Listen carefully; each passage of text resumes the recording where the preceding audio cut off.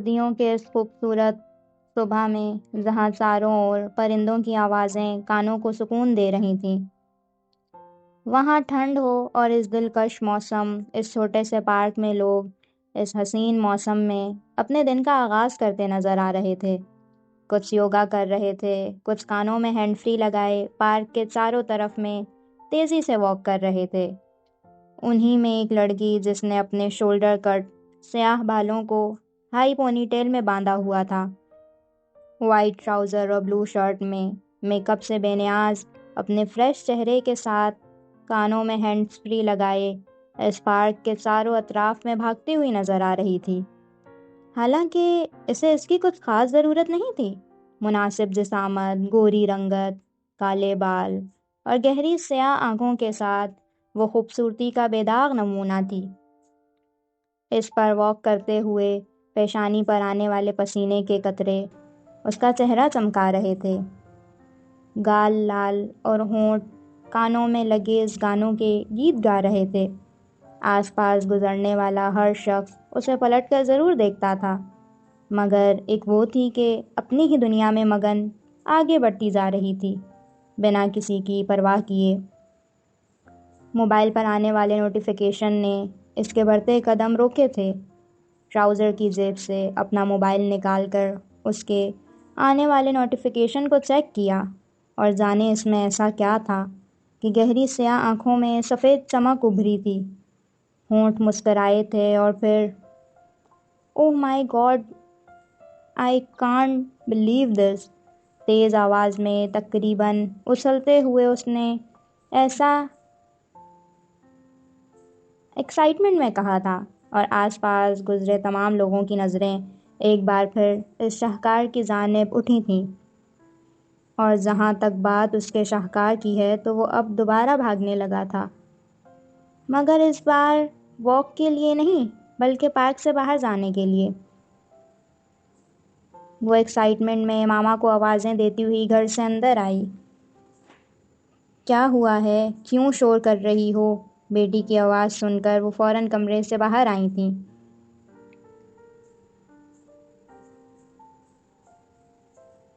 I have a good news۔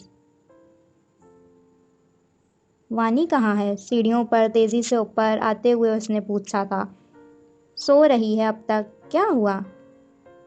Blast ہوا ہے ماما، آپ کی وانی نے پوری یونیورسٹی میں ٹاپ کیا۔ وانی، وانی، باہر آؤ یار۔ ماما کی خوشخبری سنتے وہ اب وانی کے کمرے کا دروازہ بجا رہی تھی۔ اوف او وانی، اٹھ جاؤ یار، I have a good news for you، wake up۔ اس کا ارادہ تو اب کمرے کا دروازہ توڑنے کا ہی لگ رہا تھا۔ یہ لو کیز، اور اب دروازہ توڑنے کے بجائے آرام سے جاؤ، ماما نے اسے کیز دیتے ہوئے کہا تھا، جنہیں لے کر اس نے جلدی سے لاک کھولا۔ وانی، اور اس کے الفاظ گلے میں ہی اٹک گئے۔ سامنے کے منظر نے کچھ دیر پہلے والی خوشی اس کے چہرے سے بالکل مٹ گئی، اور اب چہرے پر حیرت، خوف، صدمہ اور جانے کیا کچھ تھا۔ وہ پتھر کا بت بن گئی تھی۔ گہری سیاہ آنکھوں میں اب عکس تھا، کمرے کے پنکھے پر لٹکی وانی کی لاش کا۔ وانی، میری بچی، اور ماما کی چیخ بھی اس بت کو توڑ نہیں سکتی تھی۔ 4 دن بعد وہ لان میں لگے اس جھولے میں بیٹھی آسمان کی طرف دیکھ رہی تھی، ایسے جیسے کچھ تلاش کر رہی ہو۔ گہری سیاہ آنکھیں اب ویران پڑی تھیں، آنسو جیسے خشک ہو چکے تھے، یا پھر وہ رونا ہی نہیں چاہتی تھی۔ چہرے پر اس وقت دکھ کے بجائے ایک گہری سوچ اور ناراضگی سی تھی، جیسے کسی بات پر غصہ ہو، مگر یہ جو بھی تھا اسے چین نہیں لینے دے رہا تھا۔ اسے محسوس ہوا جیسے کوئی اس کے ساتھ بیٹھا ہو، مگر یہ جاننے کے لیے یہ کوئی کون ہے، اور اس جانب دیکھنے کی ضرورت نہیں پڑی تھی۔ آخر اب رہ ہی کون گیا تھا اس ایک کے علاوہ جو ساتھ آ کر بیٹھے؟ اسی سوچ کے ساتھ اس نے ایک گہری سانس لی تھی۔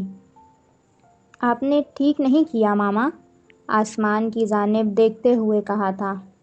اس کے علاوہ اور کوئی رستہ نہیں تھا۔ رستہ تھا ماما؟ یہ کہیں کہ آپ میں ہمت نہیں تھی؟ غصے سے کہتی وہ وہاں سے اٹھ کر اندر آئی تھی۔ رخ اب وانی کے کمرے کی جانب تھا۔ کمرے کا دروازہ کھول کر وہ اندر داخل ہوئی، نظر سیدھا اوپر کی جانب گئی تھی۔ 4 دن پہلے اس جگہ اس کی بہن نے خودکشی کی تھی، مگر اس نے ایسا کیوں کیا یہ ان میں سے کوئی نہیں جانتا تھا، مگر وہ جانتی تھی، ہر اس وجہ کو جس نے وانی کو ایسا کرنے پر مجبور کیا تھا۔ ماما، انہوں نے اسے روک دیا گھر کی عزت کی خاطر۔ انہوں نے یہ بات دبا دی، مگر وہ ایسا کیسے کر سکتی تھی؟ وہ چاہ کر بھی کیسے بھول سکتی تھی کہ اس کی پیاری بہن کی موت قدرتی نہیں تھی؟ اس نے آگے بڑھائے قدم، نظر بیڈ کی جانب تھی جہاں کبھی اس کی بہن سویا کرتی تھی۔ کتنا مشکل ہوتا تھا اسے اٹھانا۔ اف، وانی کو ایک بار نیند آ جائے تو پھر اسے دنیا کی کوئی طاقت سونے سے نہیں روک سکتی تھی، اور جب نیند پوری نہ ہو کوئی بھی اسے جگا نہیں سکتا تھا۔ یہ صرف وہی جانتی تھی کہ جتنی مشکلوں سے وہ روز اسے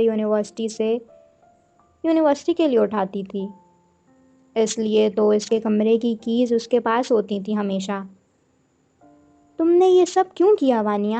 ایسا کیا تھا جس نے تمہیں یہ سب کرنے پر مجبور کیا؟ ایسا کیا تھا جو تم مجھ سے بھی نہیں کہہ سکی؟ ایسا کیا تھا وانیہ کہ تم نے ہمارے بارے میں ایک بار بھی نہیں سوچا؟ وال پر لگی وانی کی تصویر کو دیکھتے ہوئے وہ یہ سب کہہ رہی تھی۔ دیکھو ماما نے کیا کیا، صرف دنیا کے سامنے عزت رکھنے کی خاطر انہوں نے تمہاری موت کی سچائی چھپا دی، مجھے پولیس کے پاس جانے سے روک دیا۔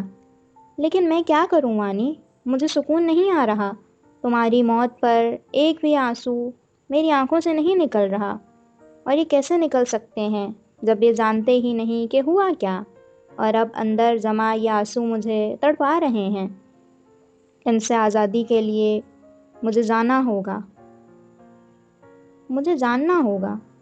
سب کچھ کہتے ساتھ اس نے ایک گہری سانس لی تھی، شاید خود کے اندر ہمت جمع کرنے کے لیے، اور پھر جیسے اس کے جسم میں طاقت آ گئی ہو، اور اب وہ کمرے کی ایک ایک چیز کو چیک کر رہی تھی۔ ڈریسنگ ٹیبل کا ایک ایک ڈراز، بیڈ کور، اور اس کے نیچے سائڈ ٹیبل پر رکھا ایک ایک کاغذ، اسٹڈی ٹیبل پر رکھی ایک ایک کتاب، ایک ایک فائل، اور پھر اس کے ہاتھ رکے تھے۔ ایک بلیک کلر کی ڈائری اس کے ہاتھ لگی تھی، اور وہ شاید یہی ڈائری تھی جو ہر راز کھولنے والی تھی۔ ڈائری اٹھا کر وہ کمرے کے دروازے کے پاس آئی، اسے لاک کیا، اور اب وہ بیڈ پر آ کر بیٹھی، وہاں جہاں کبھی اس کی بہن ہوا کرتی تھی۔ دھڑکتے دل کے ساتھ اس نے ڈائری کھولی اور پڑھنا شروع کیا۔ ڈائری کا پہلا صفحہ۔ وہ ہماری یونیورسٹی کا سب سے ہینڈسم لڑکا ہے، پوری یونیورسٹی کی لڑکیاں اس کے پیچھے پاگل ہیں، اور وہ خود بھی تو ہر لڑکی سے دوستی کر لیتا ہے۔ ماریا کہتی ہے کہ لڑکے تو ہوتے ہی ایسے ہیں، جب لڑکیاں خود ان کے پیچھے جائیں گی تو وہ کیوں پیچھے ہٹیں؟ اس لیے ان سب میں اس کا کوئی قصور نہیں، قصور تو ان لڑکیوں کا ہے۔ ایک امیر گڈ لکنگ لڑکا دیکھ کر اسے قابو کرنے کے لیے ہر حد تک چلی جاتی ہیں۔ مجھے ایسی لڑکیاں بالکل بھی اچھی نہیں لگتیں، اور اب تو وہ مجھے اور بھی بری لگنے لگی ہیں جب جب میں انہیں اس کے ساتھ دیکھتی ہوں۔ مگر میں ایسا کیوں محسوس کر رہی ہوں؟ میری بلا سے وہ کچھ بھی کرے، اس سے میرا کیا لینا دینا؟ اس نے صفحہ پلٹا تھا۔ آج ماریا نے مجھے بتایا کہ وہ ہماری کلاس کی ایک لڑکی کے ساتھ ڈنر پر گیا تھا، شاید ڈیٹ پر مجھے کیوں غصہ آ رہا ہے؟ پوری یونیورسٹی اسے پلے بوائے کہتی ہے، مگر میں نے تو آج تک اس میں کوئی بھی برائی نہیں دیکھی۔ اب اگر لڑکیاں اس کے پیچھے جاتی ہیں تو اس میں اس کا کیا قصور ہے؟ مگر اسے کیا ضرورت تھی ڈنر پر جانے کی؟ آخر وہ کیوں لڑکیوں کے ساتھ رہنا پسند کرتا ہے؟ ماریا نے کہا کہ جب کوئی لڑکی خود کو کسی کی پہنچ میں لے آتی ہے تو کیا سامنے والا اسے چھوڑ سکتا ہے؟ نہیں، مرد تو ویسے بھی تلاش میں ہوتا ہے، اسے جب موقع ملے گا وہ تب نفس کی خواہش مکمل کرے گا۔ تو اس میں قصور صرف مرد کا تو نہیں ہے، لڑکیاں بھی برابر کی شریک ہیں، لیکن میں ایسی لڑکی نہیں ہوں، اس لیے مجھے کسی بھی ایسے مرد کے بارے میں نہیں سوچنا چاہیے۔ ماما کی خواہش کی خاطر مجھے ٹاپ کرنا ہے، اور میں یہ ضرور کروں گی، اس لیے اب میں اس کے بارے میں بالکل نہیں سوچوں گی۔ اگلا صفحہ۔ آج میں 3 دن بعد یونیورسٹی گئی تھی۔ شکر ہے بخار کچھ کم ہوا، ورنہ مزید کلاسز مس کرنی پڑتی۔ ماریا نے مجھے نوٹس کاپی کروانے کے لیے دیے تھے۔ میں انہیں کاپی کروا رہی تھی جب کسی نے میرے سامنے کچھ پیپرز آگے کیے تھے۔ میں نے دیکھا، یہ وہی تھا۔ میرے سامنے وہ مجھے مسکرا کر دیکھ رہا تھا اور میں حیران ہو کر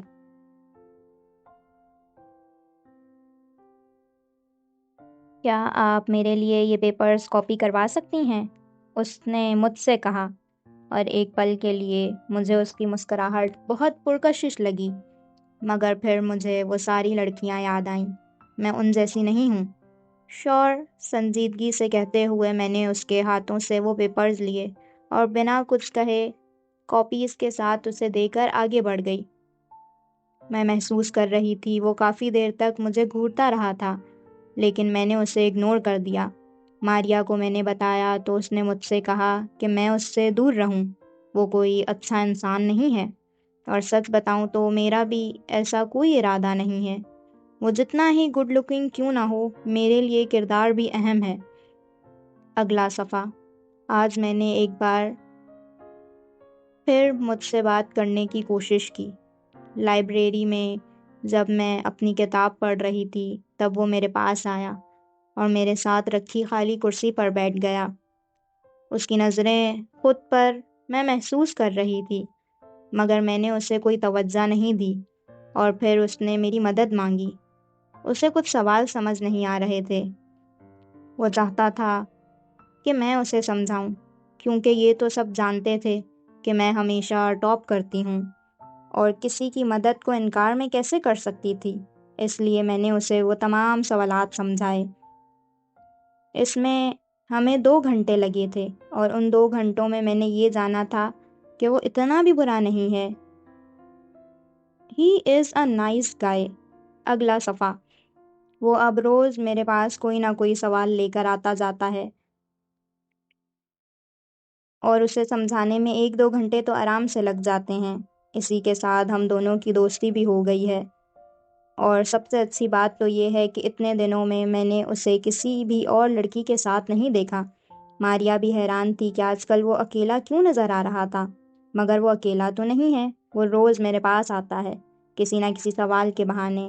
ہاں، بہانہ ہی تو کرتا ہے وہ، لیکن مجھے اچھا لگتا ہے اس کا اس طرح بہانے سے میرے پاس آنا، اور اس سے زیادہ اچھا لگتا ہے اس کا باقی لڑکیوں سے دور رہنا۔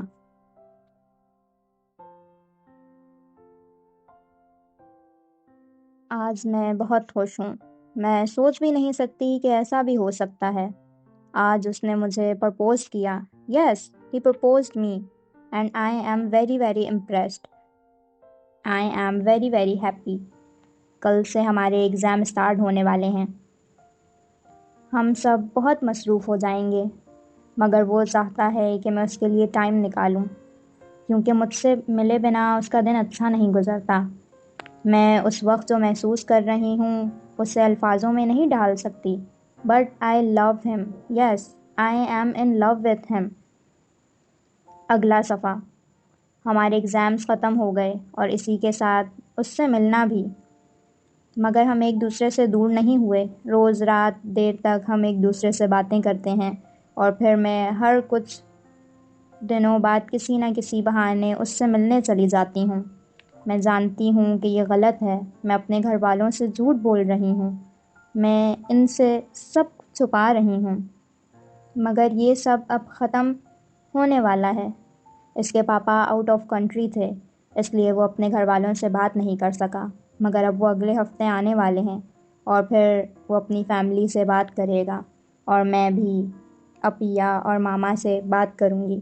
مجھے یقین ہے کہ سب اچھا ہوگا۔ اگلا صفحہ۔ میں بہت پریشان ہوں، کسی سے کہہ نہیں سکتی، مگر میں بہت پریشان ہوں۔ اس کے پاپا کو آئے ہوئے 1 ہفتہ گزر چکا ہے، اس نے اب تک ان سے بات نہیں کی۔ وہ کہتا ہے کہ اس کے پاپا اس کی شادی اس کی کزن سے کرنا چاہتے ہیں، مگر پیار تو وہ مجھ سے کرتا ہے نا، پھر وہ کسی اور سے شادی کیسے کر سکتا ہے؟ کل رات ہماری اس بات پر اچھی خاصی لڑائی ہوئی، اور میں نے اس سے کہہ دیا کہ جب تک وہ اپنے پاپا سے بات نہیں کرتا میں بھی اس سے بات نہیں کروں گی۔ ہاں یہ مشکل ہے، مگر مجھے ایسا کرنا ہوگا، آخر میں ان لڑکیوں کی جیسی تھوڑی ہوں۔ اگلا صفحہ۔ میں آج بہت بہت خوش ہوں، اس نے اپنے پاپا سے بات کر لی اور وہ مجھ سے ملنا چاہتے ہیں۔ آج شام میں ان سے ملنے جا رہی ہوں، انہوں نے مجھے ڈنر پر انوائٹ کیا ہے۔ ویسے میں جانتی ہوں کہ یہ سب عجیب ہے، میں نے اس سے کہا کہ اس کے پاپا میرے گھر پر آ کر مجھ سے مل سکتے ہیں، مگر اس نے کہا کہ کیا میں اب اس کے لیے اتنا بھی نہیں کر سکتی؟ ویسے بات تو وہ بھی ٹھیک کر رہا ہے، اس نے میرے پاپا سے بات کی اور اب وہ مجھ سے ملنا چاہتے ہیں، تو پھر مجھے بھی اس کے لیے یہ کرنا چاہیے۔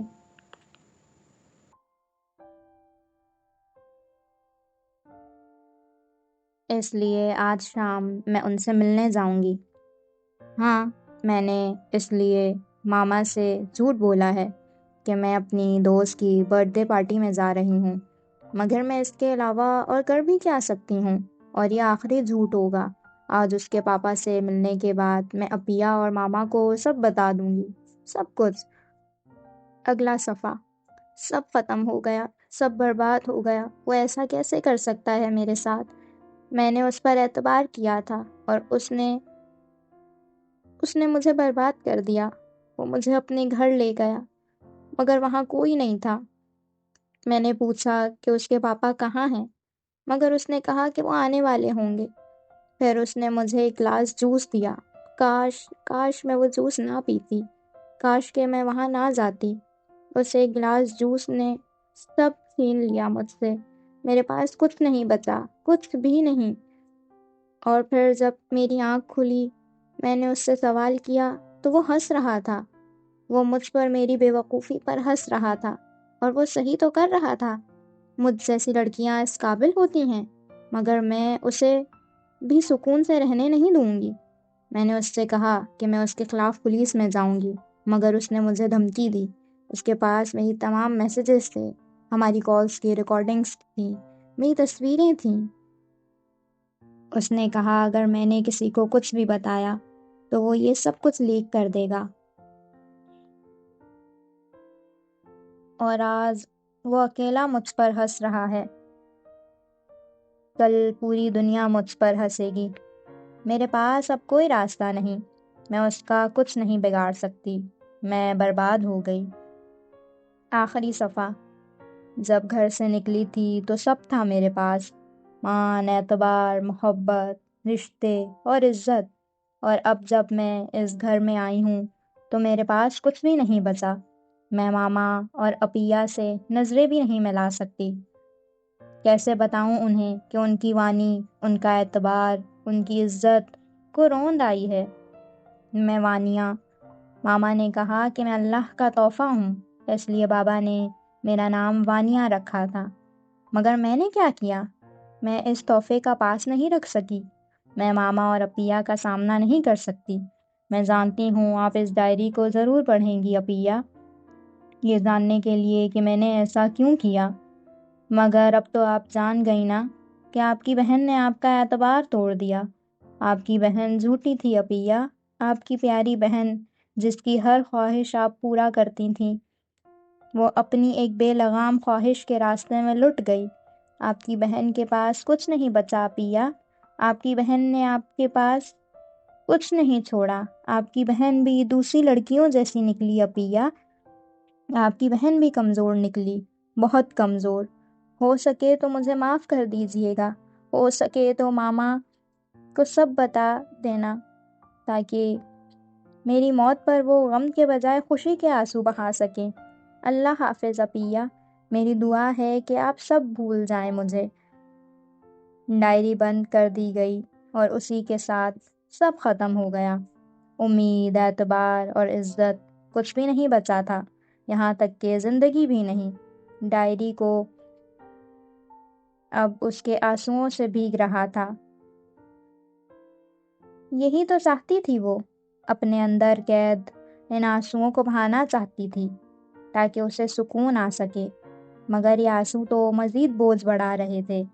دل کی تکلیف اب شدت اختیار کر گئی تھی۔ وہ جو ہر سوال کے جواب کی تلاش میں یہاں بیٹھی تھی، اسے ملنے والا ہر جواب اس کے درد میں مزید اضافہ کر گیا تھا۔ جانے کتنا ہی وقت گزرا تھا اسے یہاں بیٹھے، جب کسی خیال نے اسے چونکایا تھا، اور ایک بار پھر اس نے ڈائری کھولی تھی۔ اب وہ بے چینی سے اس کے صفحے پلٹ رہی تھی، اور اچانک اسے اپنی تلاش مل گئی تھی۔ ڈائری کے بیچ ایک تصویر تھی، ایک نہایت ہی پرکشش انسان کی تصویر، وائٹ شرٹ، بلیک پینٹ پہنے، کاندھوں پر بیگ لٹکائے، اسٹائلش ڈارک براؤن بال بنائے، صاف رنگت اور اپنی تمام تر مسکراہٹوں کے ساتھ یونیورسٹی کے سامنے کھڑا تھا۔ اس میں کوئی شک نہیں کہ وہ اتنا ہینڈسم تھا کہ کوئی بھی لڑکی اس کی مسکراہٹ کی دیوانی ہو سکتی تھی، مگر یہ لڑکی جو اس کی تصویر ہاتھوں میں پکڑے اس کی پرکشش مسکراہٹ دیکھ رہی تھی، بس یہی وہ لڑکی تھی جو دیوانی نہیں ہو سکتی تھی۔ کمرے کے دروازے پر ہونے والی دستک اسے اپنی سوچوں سے باہر لائی تھی۔ وہ جانتی تھی یہ کون ہے، اور وانیا کی خواہش کے مطابق وہ ماما سے کچھ بھی نہیں چھپانے والی تھی۔ ہاتھ میں وہ تصویر پکڑے اس نے دروازہ کھولا۔ ماما سامنے کھڑی اس سوالیہ نظروں سے دیکھ رہی تھیں، جبکہ اس نے اب یہ تصویر ان کے سامنے کی تھی۔ عزت بچانے کے لیے آپ نے اپنی بیٹی کو خاموشی سے دفنایا ماما، مگر کون سی عزت؟ ماما کے چہرے کے تاثرات بدلے تھے۔ وہ حیرانگی سے اپنے سامنے کھڑے اس وجود کو دیکھ رہی تھی جو ان کی بیٹی کا تھا، مگر یہ آنکھیں، یہ جذبات، یہ تاثرات، اس حسین مجسمے میں یہ دراڑیں، یہ ان کی بیٹی تو نہیں تھی۔ وہ عزت جو کبھی تھی ہی نہیں، وہ عزت جسے اس دنیا کے خوبصورت لوگوں نے نوچ لیا۔ ماما، کوئی عزت نہیں ہے ماما، کوئی عزت نہیں ہمارے پاس۔ کیسے بچائیں گی آپ؟ بتائیں ماما، کیسے بچائیں گی آپ؟ وہ ایک دم ساری ہمت، سارا ضبط توڑتے ہوئے چلائی تھیں، اور سامنے کھڑی اس کی ماما۔ ہاتھ ٹوٹ چکی تھی، ان کی ہمت بھی، ان کا صبر بھی، ان کی برداشت بھی، اور سب ٹوٹ کر گر گیا تھا۔ اس کی ماں کے وجود کے ساتھ ہی سب زمین بوس ہو گیا تھا، اور اب کچھ نہیں بچا تھا، یہ آخری رشتہ بھی، یہ آخری زندگی بھی۔ 2 سال بعد، جولائی کا مہینہ ہونے کے باوجود 2 دن سے ہونے والی مسلسل ہلکی پھلکی بارش نے کراچی کا موسم خوشگوار بنا دیا تھا، اور اسی کے ساتھ گرمی سے پریشان لوگوں کے چہرے پھر سے کھل اٹھے تھے۔ اور اسی خوشگوار موسم میں کراچی کے ایئرپورٹ کے باہر کھڑی ہائی روف سے ٹیک لگائے کھڑا ایک شخص جانے کب سے کسی کا انتظار کر رہا تھا۔ کچھ دیر بعد ہی اسے شاید اپنا مطلوبہ شخص ایئرپورٹ سے باہر آتے دکھائی دیا تھا، اسی لیے وہ فوراً ہی سیدھا ہوا تھا۔ اب اگر اس کی نظروں کے رخ کی جانب دیکھو، جو ایک 6 فٹ کے قریب قد اور شخص، بلیک پینٹ پر وائٹ ٹی شرٹ اور اس کے ساتھ اوپر بلیک اپر پہنے، اسٹائلش ڈارک براؤن بال، گہری سرمی آنکھیں، صاف رنگ، چوڑے کاندھے اور آنکھوں میں سن گلاسز لگائے، وہ ایک بھرپور مسکراہٹ کے ساتھ اس کی جانب آ رہا تھا۔ ساتھ ہی ایک شخص اس کا بیگ لیے اس کے ساتھ آ رہا تھا۔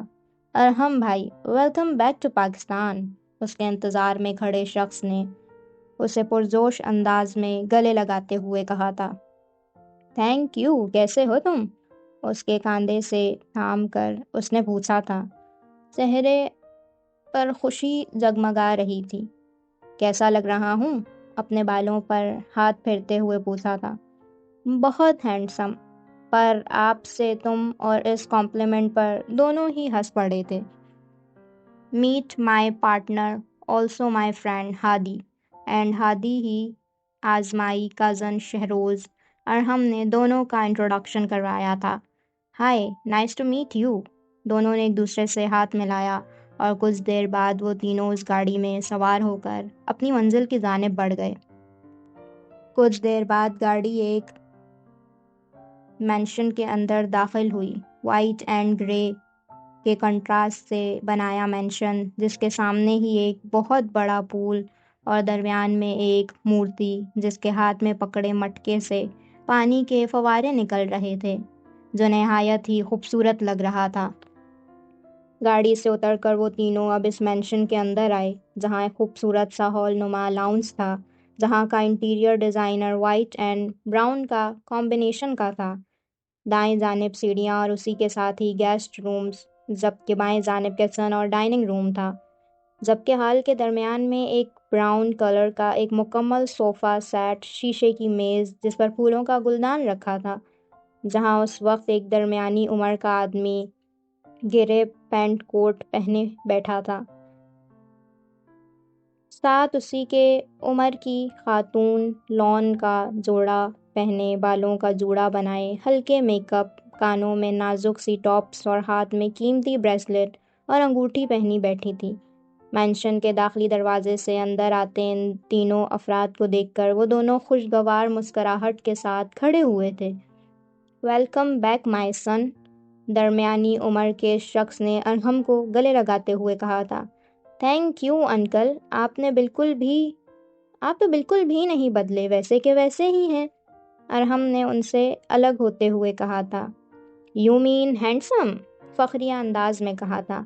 نو ڈاؤٹ، اور آپ بھی بالکل بھی نہیں بدلی آنٹی، بالکل ویسی ہی ہیں، شرارتی مسکراہٹ کے ساتھ اب وہ خاتون کی جانب متوجہ تھا۔ یو مین بیوٹیفل، اور ایک بار پھر اس سب کے چہرے پر ہنسی آئی تھی۔ اور یہ کون ہے؟ یہ میرا پارٹنر ہے ہادی، اور میرا دوست بھی۔ اور ہادی، یہ میرے انکل ہیں عامر ہمدانی، اور یہ میری آنٹی شیلا ہمدانی۔ ہادی نے دونوں کو ہی مسکرا کر سلام کیا۔ تم دونوں اب جا کر آرام کرو، ڈنر پر ملاقات ہوتی ہے، عامر ہمدانی نے ارحم کے کاندھے پر ہاتھ رکھتے ہوئے کہا تھا۔ راشد، راشد، شیلا ہمدانی کے پکارنے پر ایک ملازم فوراً ہی کسی کونے سے نکل کر سامنے آیا۔ ان کا سامان ان کے رومز میں پہنچاؤ اور سکینہ سے کہو اچھے سے ڈنر کا انتظام کرے۔ راشد اب جلدی سے ان کے بیگز اٹھا کر گیسٹ روم کی جانب بڑھا، اور اس کے پیچھے ہی وہ دونوں بھی جا چکے تھے، جبکہ عامر ہمدانی اب سامنے کھڑے شہروز کی جانب متوجہ ہوئے تھے۔ شام ڈنر پر تم مجھے نظر نہ آئے تو مجھ سے برا کوئی نہیں ہوگا، سنجیدگی سے اسے دھمکایا تھا۔ پر ڈیڈ، میرے کچھ پلانز ہیں اپنے فرینڈز کے ساتھ، شہروز نے بچارگی سے کہا، جس پر عامر ہمدانی ماتھے پر بل پڑے تھے۔ تمہیں سمجھ نہیں آئی کہ میں نے کیا کہا ہے؟ ڈنر پر تم ہمارے ساتھ ہوگے۔ اس سے زیادہ سخت لہجہ تھا۔ اوکے ڈیڈ، میں جلدی آؤں گا، وہ کہہ کر پلٹا تھا۔ اور میں جان سکتا ہوں کہ آپ کہاں جا رہے ہیں؟ طنزیہ لہجے میں سوال ہوا تھا۔ وہ ڈیڈ، ہم نے مووی دیکھنے کا پلان بنایا ہے، مگر آپ فکر مت کریں، مووی ختم ہوتے ہی میں واپس آ جاؤں گا۔ Okay dead, bye. اور اس سے پہلے کہ ڈیڈ مزید کوئی سوالات کرتے، وہ الٹے پاؤں سے تقریباً بھاگنے کے انداز میں باہر نکلا تھا۔ کبھی اس سے پیار سے بھی بات کر لیا کریں عامر، شیلا ہمدانی نے ناراضگی سے کہا تھا۔ تمہارے بیٹے کی حرکتیں ایسی نہیں ہیں کہ اس سے پیار سے بات کی جائے، میں اپنے روم میں ہوں، ڈونٹ ڈسٹرب می۔ اب وہ سیڑھیوں کی جانب بڑھے تھے، جبکہ شیلا ہمدانی ایک گہری سانس لے کر کچن کی جانب گئی تھیں۔ مہمانوں کا کھانا کھانے کا بندوبست بھی تو دیکھنا تھا۔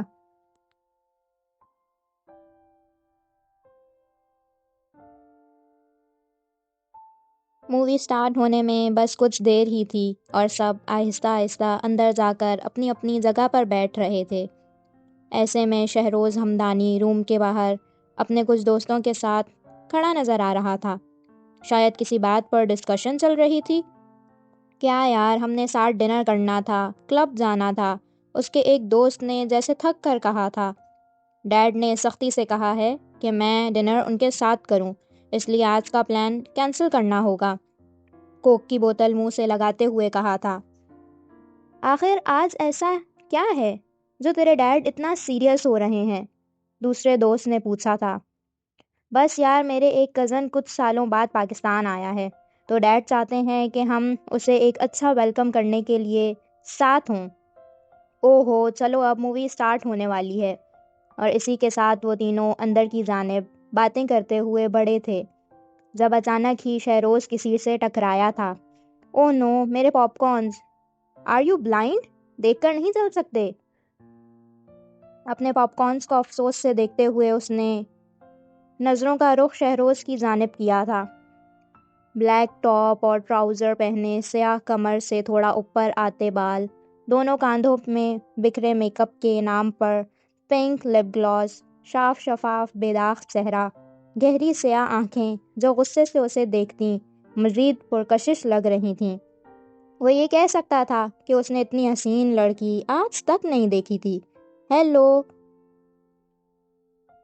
اس کے چہرے کے سامنے چٹکی بجاتے ہوئے وہ اسے ہوش کی دنیا میں واپس لائی تھی۔ سوری، آپ ٹھیک ہیں؟ واہ، کیا بے تکا سوال کیا ہے شہروز، شاباش، ظاہر ہے میں ٹھیک ہوں۔ اف او، مووی بھی سٹارٹ ہو گئی، وہ اب چڑھتے ہوتے کہتی اندر کی جانب جا چکی تھی، جبکہ شہروز وہی کھڑا اسے جاتا دیکھ رہا تھا۔ او ہو رومیو، ہوش میں آ جاؤ، چلی گئی ہے وہ، اس کے کاندھے پر مکہ مارتے اس کے ایک دوست نے کہا تھا۔ اور گڈ نیوز ہے کہ وہ بھی اسی روم میں گئی ہے جہاں ہم نے جانا ہے، تو چلو نا پھر، انتظار کس کا ہے؟ اور یہ گئے شہروز صاحب اندر، نظریں چاروں اور گھمائیں اس اندھیرے اور مدھم روشنی میں۔ وہ اسے کہیں بھی نظر نہیں آئی، اس لیے اب وہ تقریباً مایوس ہوتا اپنی جگہ پر آ کر بیٹھا تھا۔ اس کے دونوں دوست اس کے بائیں جانب بیٹھے تھے، جبکہ اس کی دائیں جانب والی جگہ اب بھی خالی تھی۔ مووی سٹارٹ ہو گئی اور تینوں اب اس کی جانب متوجہ تھے، ساتھ ہی وقفے وقفے سے شہروز کی آنکھیں اس کی تلاش بھی گھوم بھی رہی تھیں۔ کچھ دیر بعد اس کے ساتھ خالی جگہ پر کوئی آ کر بیٹھا اور شہروز نے چہرہ موڑ کر دیکھا۔ یہ وہی تھی، یس یہ وہی ہے، لگتا ہے آج قسمت بھی اس کے ساتھ ہے۔ ہیلو، دھیمی آواز میں اس نے کہا تھا، اور اس نے اس کی جانب دیکھا اور بس نظر اس پر پڑتے ہی اس کے چہرے کے تصورات میں تبدیلی آئی۔ گہری سیاہ آنکھوں میں اب پھر غصہ آنے لگا تھا۔ آج کا دن اور کتنا برا ہو سکتا ہے، اس نے افسوس سے شاید خود سے کہا تھا، جبکہ شہروز کے ہونٹوں پر ایک دلکش مسکراہٹ آئی تھی۔ جتنا میرا آج کا دن اور حسین ہو سکتا ہے۔ اور اس جواب پر ایک بار پھر اس نے اسے گھورا تھا۔ Excuse me? بندے کو شہروز کہتے ہیں۔ اپنا ہاتھ اس کی جانب بڑھایا تھا۔ نائس ٹو میٹ یو، اور وہ اس کا ہاتھ اگنور کیے اب مووی کی جانب متوجہ ہو چکی تھی، جبکہ شہروز ایک گہری مسکراہٹ کے ساتھ کبھی سامنے تو کبھی اسے دیکھ رہا تھا، جو اب دوبارہ اس سے بات کرنے کے موڈ میں بالکل بھی نہیں تھی۔ یس ماما، جی میں بالکل ٹھیک ہوں، آپ فکر مت کریں۔ کان سے موبائل لگائے وہ اپنے کمرے سے باہر نکلا تھا۔ اس کا رخ اب ڈائننگ روم کی جانب تھا، جہاں سب کھانے پر اس کا انتظار کر رہے تھے۔ او مس یو ٹو، بائے۔ کال کٹ کر کے وہ ڈائننگ ٹیبل کے پاس آیا جہاں سب پہلے سے موجود تھے۔ تھکن اتری تمہاری؟ عامر ہمدانی نے پوچھا۔ جی انکل، بالکل فٹ ہوں، اب تو پلیٹ میں کھانا نکالتے ہوئے کہا تھا۔ تو اب کیا پلانز ہیں تمہارے؟ شیلا ہمدانی کی جانب سے سوال ہوا تھا۔ کچھ نہیں، اپنے انسٹیٹیوٹ کی ایک برانچ میں یہاں بھی شروع کرنا چاہتا ہوں، بس اسی لیے پاکستان آیا ہوں۔ کچھ عرصہ یہی رہوں گا اور کل سے پلاٹس دیکھنے جاؤں گا۔ بہت اچھی بات ہے یہ تو، اللہ تمہیں کامیاب کرے، عامر ہمدانی نے دل سے دعا کی تھی۔ اور تم بتاؤ شہروز، کیا چل رہا ہے آج کل؟ ارحم نے اب شہروز سے پوچھا تھا۔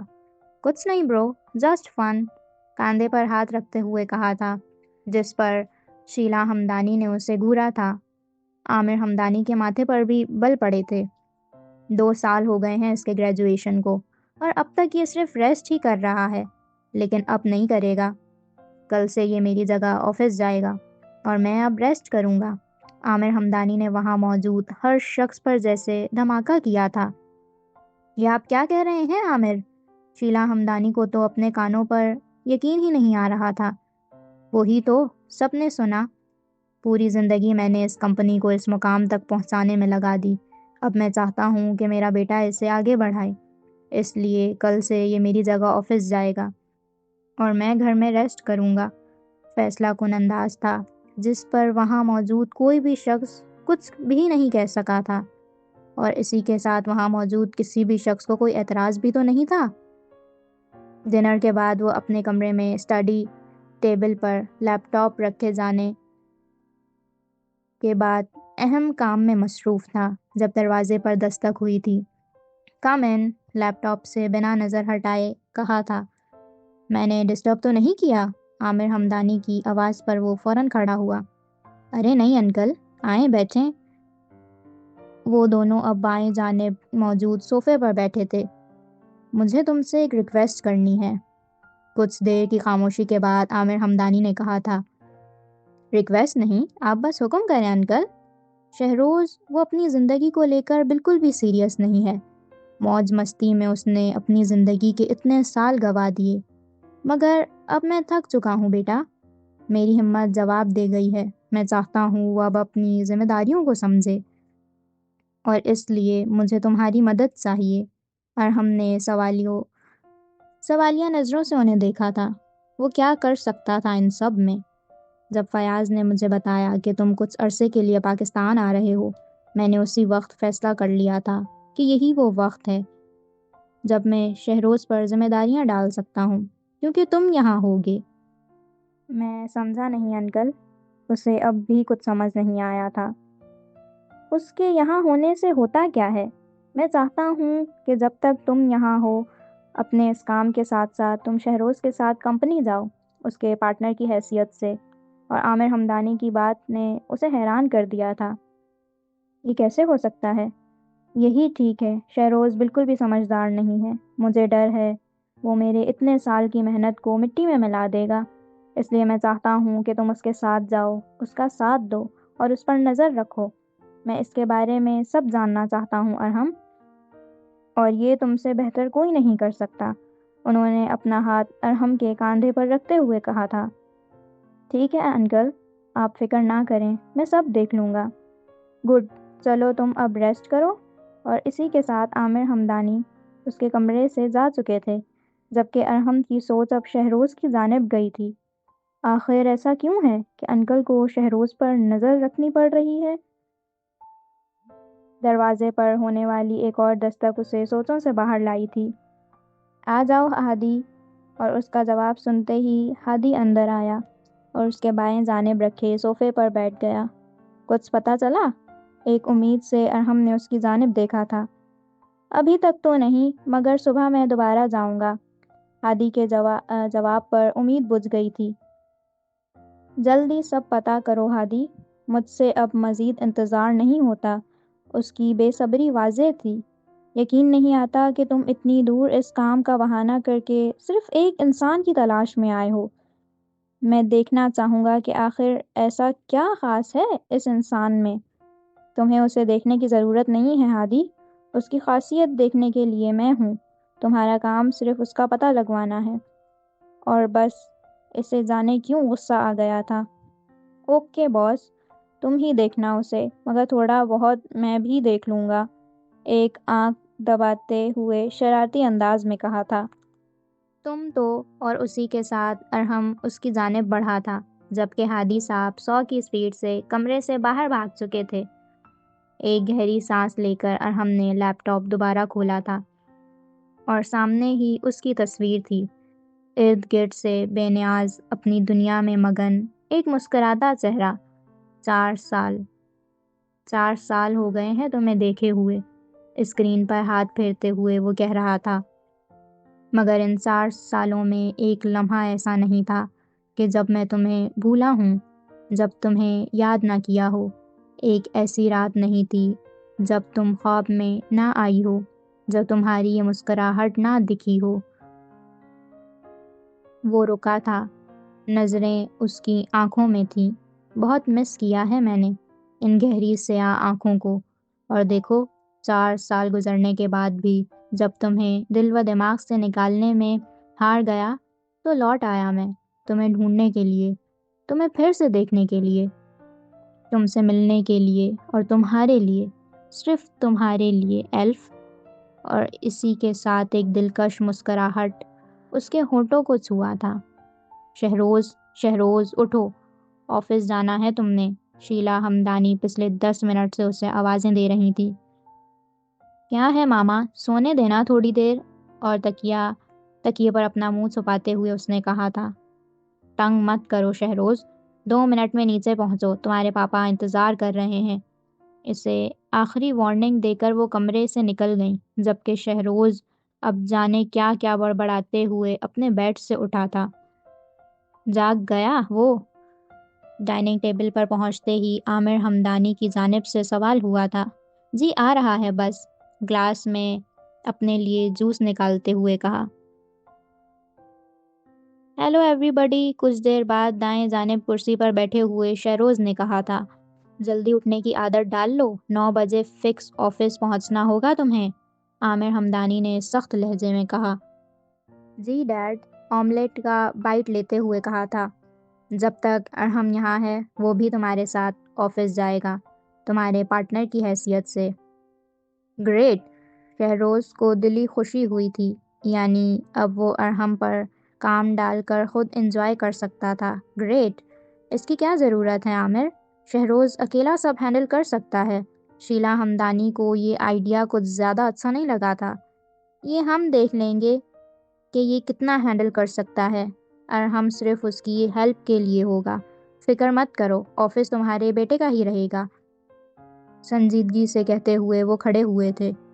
میرا یہ مطلب نہیں تھا۔ شیلا ہمدانی بھی اب کھڑی ہوئیں، جبکہ شہروز صاحب دونوں کو اگنور کرتے ناشتے میں مصروف تھے۔ تمہارا مطلب میں اچھی طرح جانتا ہوں شیلا، اور تم، انہوں نے سخت نظروں سے شہروز کی جانب دیکھا، کل سے تمہاری ماں تمہیں اٹھانے نہیں آئے گی، اور اگر تم لیٹ ہوئے تو میں آفس اور اختیار دونوں ارحم کے حوالے کر دوں گا۔ اور ڈیڈ کی دھمکی تو شہروز کے سیدھا دماغ پر جا لگی تھی۔ کم آن ڈیڈ، جیسے آپ اختیار دینے کی بات کر رہے ہیں، وہ خود اب تک سو رہا ہے۔ اپنی جانب سے تو اس نے واقعی پوائنٹ کی بات کی تھی، مگر عامر ہمدانی کے ہونٹوں پر آنے والی مسکراہٹ اسے بتا چکی تھی کہ بات اب پلٹنے والی ہے۔ For your kind information my dear سن، وہ 1 گھنٹہ پہلے ہی نکل چکا ہے، وہ کہہ کر واپس جا چکے تھے، جبکہ شہروز نے حیرانگی سے ماما کی جانب دیکھا۔ سیریسلی، اتنی جلدی کون اٹھتا ہے یار؟ اف، ایک سانس میں جوس کا گلاس ختم کرتے وہ باہر کی جانب بھاگا تھا۔ ظاہر ہے اب باس کی سیٹ وہ ارحم کے حوالے تو نہیں کر سکتا تھا۔ صبح صبح اس پارک میں بہت سے لوگ جاگنگ کے لیے آئے تھے، مگر یہیں ایک کونے میں درخت کے نیچے بینچ پر بیٹھا یہ شخص بلیک سوٹ پہن کر یقیناً جاگنگ کرنے تو نہیں آیا تھا۔ پھر وہ یہاں کیوں آیا تھا؟ 1 گھنٹہ ہو گیا ہے باس، ہمیں اب آفس جانا چاہیے، اسے اپنی دائیں جانب سے آواز آئی تھی۔ تھوڑی دیر اور انتظار کر لیتے ہیں، اس کی جانب بنا دیکھے وہ کہہ رہا تھا۔ نظر پورے پارک میں گھوم رہی تھی، ہر ایکسرسائز کرنے والے، ہر واک کرنے والے پر، شاید وہ کسی کی تلاش میں تھا۔ کم آن ارحم، مجھے یقین نہیں آ رہا کہ اتنا میچور ہو کر بھی تم ایسی ٹین ایجر والی حرکتیں کر رہے ہو، اس کے پاس بیٹھتے ہوئے ہادی نے اکتا کر کہا تھا۔ وہ ہمیشہ صبح واک کرنے اسی پارک میں آتی ہے، اگر آج میں اس کے آنے کا انتظار کر رہا ہوں تو اس میں ٹین ایجر والی کوئی بات نہیں ہے۔ اب بھی ہادی کی جانب دیکھنا گوارا نہیں کیا تھا۔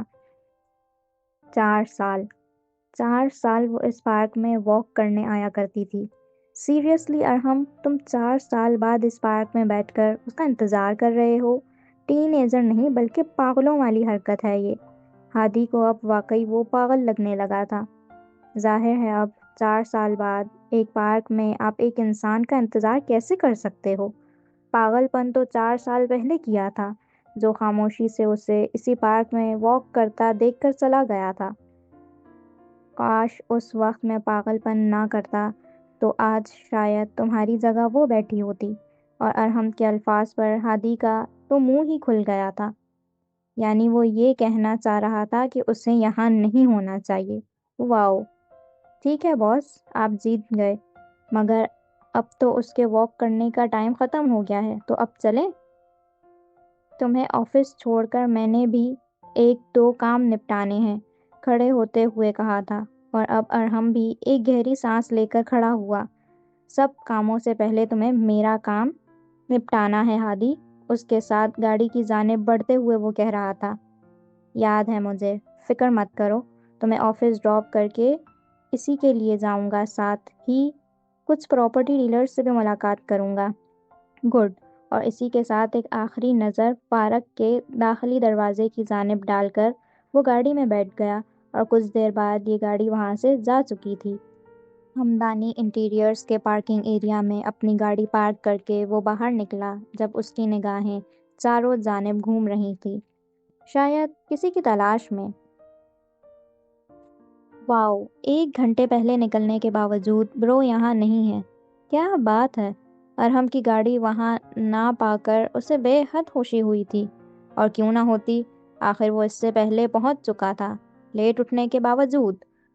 اندر آتے ہی اس کی نظر ریسیپشن پر بیٹھی لڑکی پر پڑی تھی۔ لان کا پیلے رنگ کا سوٹ پہنے، دائیں کاندھے پر لٹکایا دوپٹہ اور کھلے ہوئے بالوں کے ساتھ وہ اپنی تیز چلتی انگلیوں سے کمپیوٹر پر جانے کیا کیا ٹائپ کر رہی تھی۔ ویسے یہاں آنا اتنا بھی برا نہیں ہے۔ خیر، مسکراہٹ کے ساتھ اپنا کالر ٹھیک کرتے ہوئے اب وہ اس کی جانب بڑھا۔ ایکسکیوز می، اس کے کہنے پر اس نے نظر کمپیوٹر سے ہٹا کر اس کی جانب دیکھا۔ یس۔ پروفیشنل انداز تھا۔ Good. I am Shahroz Hamdani. اسے نظروں کے حصار میں لیتے ہوئے فخریہ انداز میں اپنا تعارف کروایا تھا۔ او باس، آپ، ویلکم۔ ایک مشینی کیفیت میں وہ فوراً کھڑی ہوئی تھی۔ تھینک یو، کیسا چل رہا ہے آپ کا کام؟ ارد گرد نظر دوڑاتے ہوئے پوچھا تھا۔ اچھا، good. What's your name? I am Mrs Areesha Tariq, اور اس کے نام نے شہروز ہمدانی کے دل کے سارے ارمان مٹی میں ملا دیے۔ بیسٹ آف لک مس طارق، زبردستی کی مسکراہٹ کے ساتھ اسے کہتے ہوئے وہ پلٹا اور بائیں جانب لفٹ کی جانب آیا۔ پتہ نہیں خوبصورت لڑکیاں اتنی